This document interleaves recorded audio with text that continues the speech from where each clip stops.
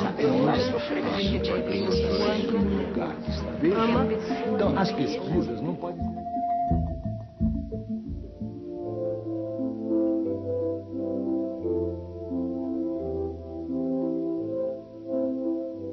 Olha, eu tive um professor quando estudei no Colégio Estadual de Minas Gerais, que era um professor de filosofia.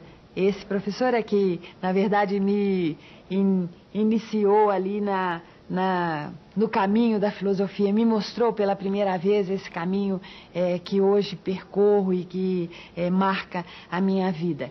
E ele era um sujeito meio antiprofessor, pelo menos do jeito como a gente tem essa imagem. Ele costumava nos desafiar muito. Ele dizia: Dona Terezinha, se vai ficar depois cuidando de fraldas e de panelas, para que ficar lendo Descartes? Mas fazia isso de um jeito curioso que me fazia pensar: hei de cuidar de fraldas e panelas, mas saberei Descartes. Olha, eu tive uma professora em especial que ela era extremamente respeitosa na relação com os alunos. Isso eu fiquei muito impactada, né? Ela tinha uma cultura muito grande, ela sabia muita coisa e trazia uma quantidade de informação muito grande. Mas o essencial nela é que ela, eu lembro, eu era pequena, enfim, 10, 11 anos, que foi quando eu estudei com ela, que a gente estava escrevendo e ela punha a mão assim, muito suave na mão da gente, sabe? Suave, assim, uma mãozinha levezinha, assim, e aquilo parecia que você se fortalecia naquele momento. Quer dizer, não era só comigo, eram com os alunos da classe, era um toque no ombro, sempre teve essa coisa do acolhimento, do cuidado, sabe? E que ela me fez repensar muita coisa, né? E me fez querer ser professora, né?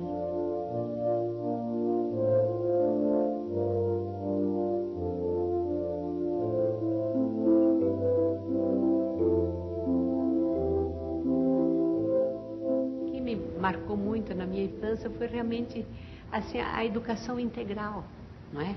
Sempre aquela preocupação, nós cantávamos muito, nós brincávamos muito, nós rezávamos muito, nós participávamos muito. Agora, as professoras realmente eram muito boas, assim, a gente aprendia muito, mas aquilo não me marcou tanto quanto o conjunto das coisas.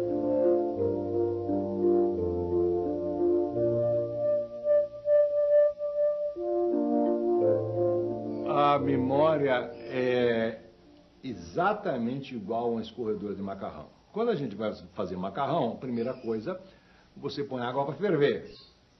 Aí você põe um macarrão para ferver junto com a água. Depois que o macarrão está mole, o que você vai fazer? Você não vai usar aquela água, você tem que se livrar daquela água. Então você pega a panela com o macarrão e a água e joga no escorredor de macarrão. O que acontece? A água vai embora, só sobra o que é útil, o que dá prazer, o macarrão. A memória é precisamente assim. As coisas que não são úteis e que não dão prazer, elas escorrem, elas desaparecem. Aquilo que a gente lutou tanto para aprender, causa da Guerra dos 100 Anos, dígrafo, o uso do pronome ser, isso vai tudo desaparecer, vai ser tudo esquecido, porque isso não está integrado com a vida, só vai sobrar aquilo que realmente está integrado com a vida.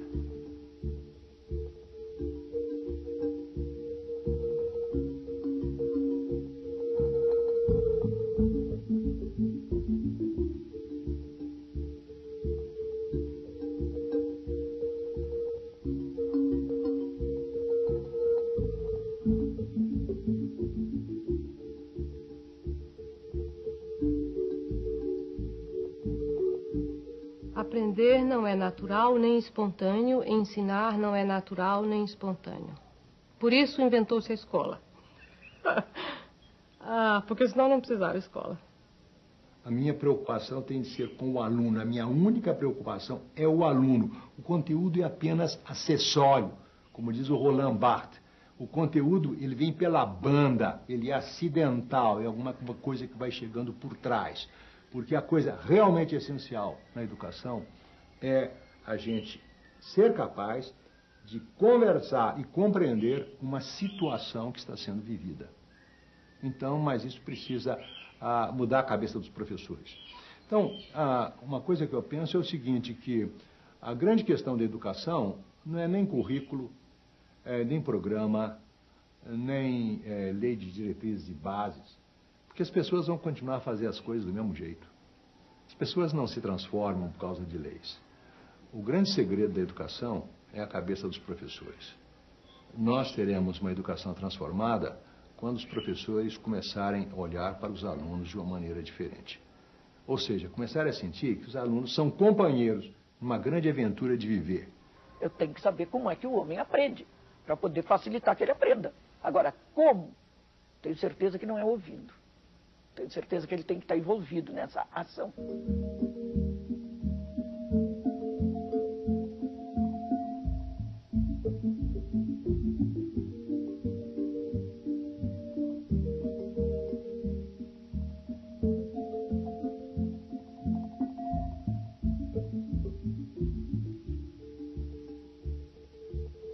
O que se espera de um professor que não sabe? Porque nós não sabemos o que vai ser. Nós não sabemos muito do que está acontecendo. É que ele tenha curiosidade, que ele queira aprender. E aí cria uma outra relação entre professor e aluno. Não é aquele que sabe que vai passar porque não sabe, mas são dois que não sabem que juntos vão aprender. E acho que essa é a coisa-chave no professor do futuro.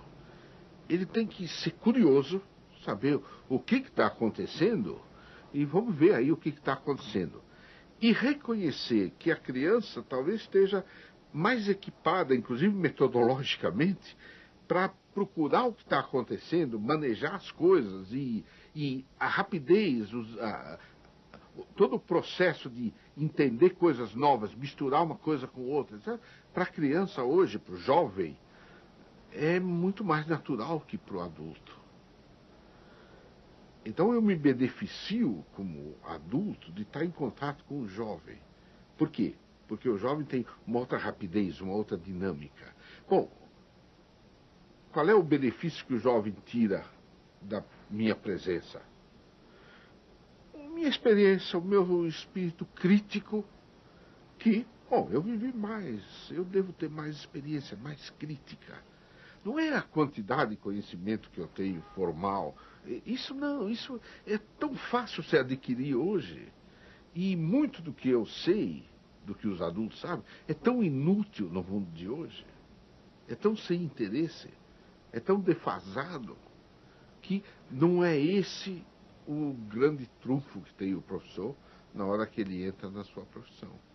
A única coisa que ele tem de trunfo é ele ter vivido mais, viu mais, teve mais experiências, deve ter desenvolvido um espírito de crítica mais aguçado.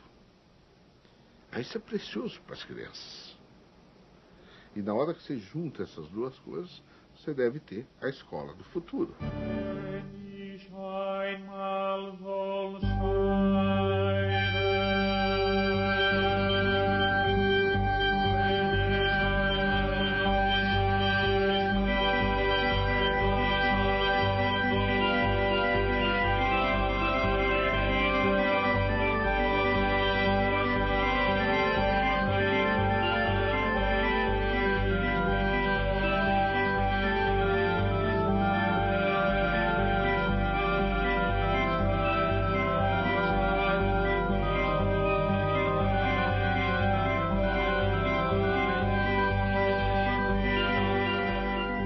Educar quer dizer extrair de dentro para fora, não é? E educação, na verdade, eu acho que é justamente esse apostar na vida, essa crença que o ser humano traz um equipamento para a vida, né? E de que você permita que ela se expresse. Então, a escola deve ser um espaço que favoreça essa expressão, né? A manifestação de cada um. O momento educacional tem que ser um momento de muita criatividade, no qual o professor e o aluno, eles se juntam nessa criatividade, na busca desse nome. Nessa junção, O que nós temos? Imaginação, expectativa, sonho, etc. Dos jovens, experiência crítica dos velhos.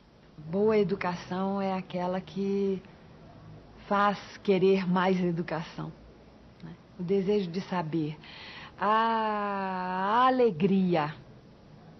Acho que enquanto não houver espaço para a alegria, a escola está incompleta.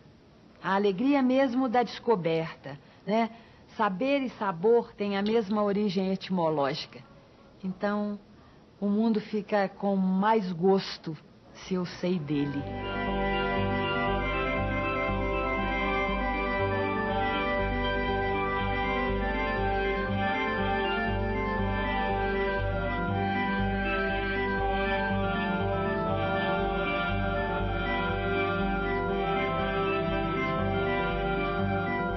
Saber é uma coisa muito necessária, sem a qual a gente não vive e que existe na cabeça. Eu sei fazer coisas. A gente tem que saber. Saber é ter conhecimento da técnica, de como é que a coisa funciona. Sabor é outra coisa completamente diferente. Saber acontece na cabeça. Sabor acontece na língua. É quando a gente degusta. Sabor tem a ver com sábio. O sábio é um especialista em sabores. Sábio, sapio, em latim, quer dizer eu degusto. Então, o que é que dá felicidade para a gente? É a gente saber a teoria das comidas ou é a gente degustar a comida? Saber é muito importante para fazer a comida, mas a felicidade vem quando a gente degusta a comida. Então eu diria o seguinte, que o objetivo da vida é que a gente deguste. Degustar significa o quê? A gente degusta não é só com a boca, a gente degusta com o nariz, com os olhos, com todos os sentidos. Degustar uma obra de Bach.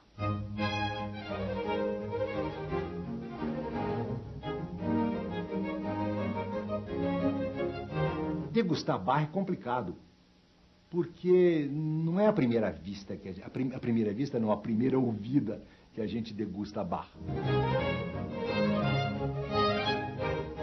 É preciso aprender a degustar Bach, aprender a degustar um quadro. Eu pergunto a vocês, quantas escolas ensinam a degustar um quadro? Elas ensinam a teoria, a história da pintura, a história da arte. Você veja o que acontece nos vestibulares. Os moços que estão fazendo vestibular, eles têm que estudar literatura. Mas a degustação da literatura não é ensinada, porque você não tem jeito de fazer uma prova sobre degustação. Então existe essa coisa horrível, medonha, antieducacional e antipedagógica, que é os resumos dos livros. Porque resumo de livro é o quê? É saber. Eu sei que o livro é de essa de Queiroz, eu sei que a estrutura é essa, eu sei que o estilo é esse, eu sei que a escola dele é essa, eu sei. Mas eu não aprendi a degustação, o prazer. O resultado disso é o seguinte, se estuda muita literatura, mas eu pergunto, quantos são os moços que depois de passar por todo esse estudo, têm o prazer de ler, gostam de ler? Isso não acontece. Nós não estamos ensinando a arte de degustar a vida. Portanto, você veja, a educação se divide em duas partes. Uma das partes da educação é ensinar, como eu disse a vocês, as ferramentas, os meios de vida. Todas as ferramentas são meios de vida. Mas a outra parte é ensinar a degustação da vida.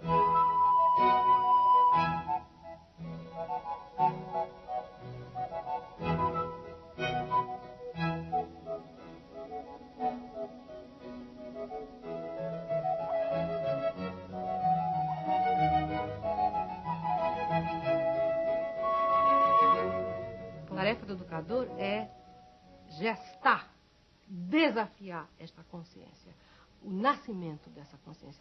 Mas, rapaz, por que você sempre é do contra, hein? Mas, menino, vem cá, por quê? Fundamento. exatamente o que você está dizendo. Por que você pensa isso? Por que você está defendendo isso? Ou seja, assuma. É ofício, estudar é ofício, tem que se aprender a estudar. Ninguém aprende a cuidar de vaca, de boi, de planta, sem começar a praticar. Se ele não aprende, não começa a aprender a estudar, ele não vai aprender nunca. Ninguém ensina. Ele vai devolver o que o professor diz, porque a prova leva a isso. O tipo de avaliação por prova leva a isso. E a outra coisa que eu acho que a gente tem que fazer é, de alguma maneira, ajudá-los a acender a própria fogueira da busca do seu próprio saber.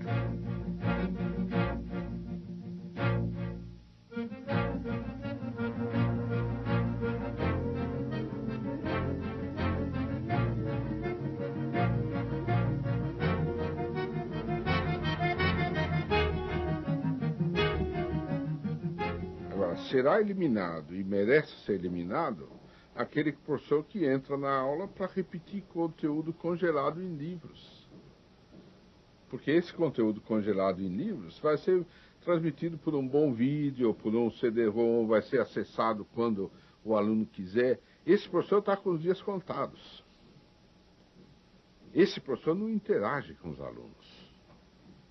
Nunca interagiu com os alunos. Esse professor fica falando sozinho e os alunos ficam ouvindo e anotando. Esse professor não tem futuro. Qual é o professor necessário e que eu acho que tem muito futuro e é indispensável? É aquele professor que se comunica, que interage com os alunos, que se junta ao aluno na aventura de descobrir o novo.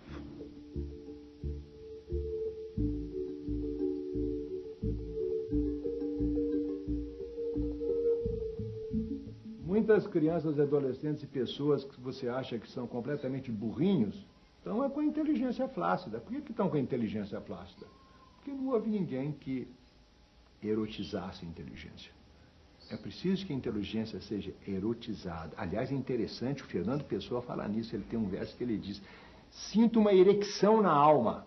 Olha, sinto uma erecção da inteligência. Por quê? Porque houve um professor que me provocou e aí eu fico com vontade de transar com aquela disciplina. Aí vou lá e transo com ela. Aí eu descubro que é bom transar com ela. Só o que nós temos que fazer é desafiar para que eles nos ultrapassem. Sejam melhores que a gente. Melhores pessoas, com mais respeito, com mais conhecimento, com mais autorrespeito. Essas coisas, pô. Mas não é ser bonzinho, é ser exigente. Eu não acredito que a educação seja espontânea. Eu acho que a gente tem que pôr metas para eles. Tem que trazer, tem que ter prazo. Eu gosto muito de fazer contrato. Acho excelente fazer contrato.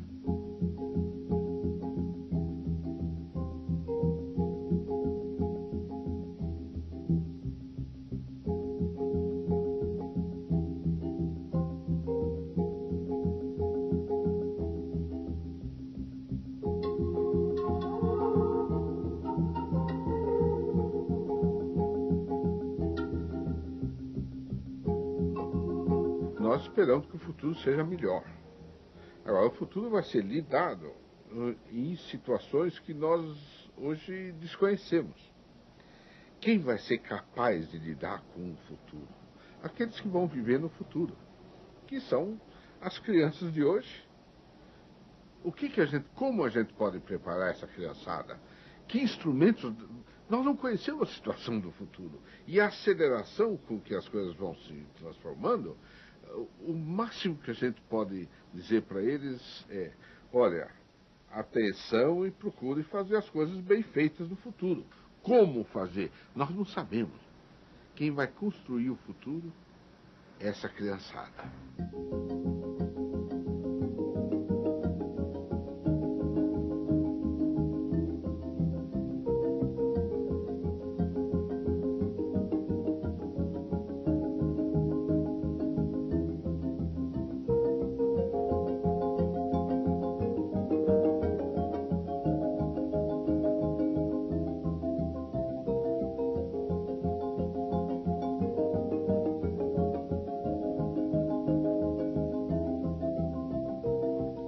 Os desafios da educação hoje são os mesmos desafios da educação há 2.000 anos, há 5.000 anos atrás. O objetivo da educação é ajudar as pessoas a pensar a vida. A aprendizagem sempre acontece assim, quando a gente se defronta com um desafio, um problema que a gente não consegue resolver. Aí a gente pensa. Quando, por exemplo, os homens desabrigados, debaixo da chuva, do vento, do frio, eles tiveram que pensar, que fazer? Aí a cabeça começa a pensar e eles inventaram casas de todos os tipos. Isso é verdadeiro para todas as situações. E eu acredito firmemente o seguinte, que a inteligência só funciona quando ela se defronta com um desafio. De modo que o grande desafio da educação hoje e em todas as épocas é tomar consciência dos desafios e ajudar as crianças e os adolescentes a pensar sobre esses desafios. Educar não é ensinar respostas. Educar é ensinar a pensar.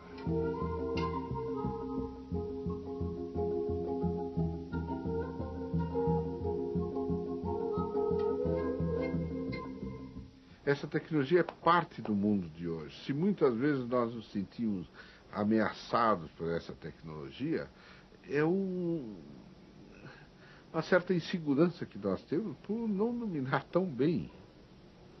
E os jovens estão no processo de dominar muito melhor do que a gente.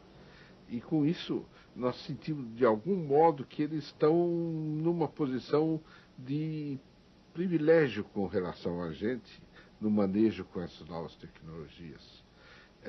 Ter medo desse privilégio dos jovens só pode ser inibidor da gente utilizar plenamente essa tecnologia. Porque ainda o professor vê a posição dele perante os jovens baseado num sistema de autoridade que é por ele saber mais. E na hora que aparece uma coisa que ele reconhecidamente sabe menos, ele se sente intimidado e com isso pode rejeitar essa tecnologia. Eu acho que usar a tecnologia amplamente é chave para a educação no futuro. E isso não quer dizer substituir o professor pela tecnologia, óbvio.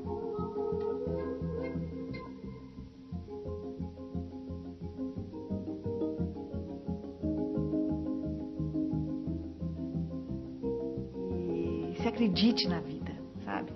Eu acho que é ótimo que as máquinas ocupem as funções, sabe, menores do ser humano e que o permita ser poeta, que o permita estar de frente de um pôr do sol, como estava com uma criança aqui no acampamento, em que ela, olhando com 4 anos o pôr do sol, ela dizia para mim: eu não sei ainda se é o sol que desce ou se é a terra que sobe.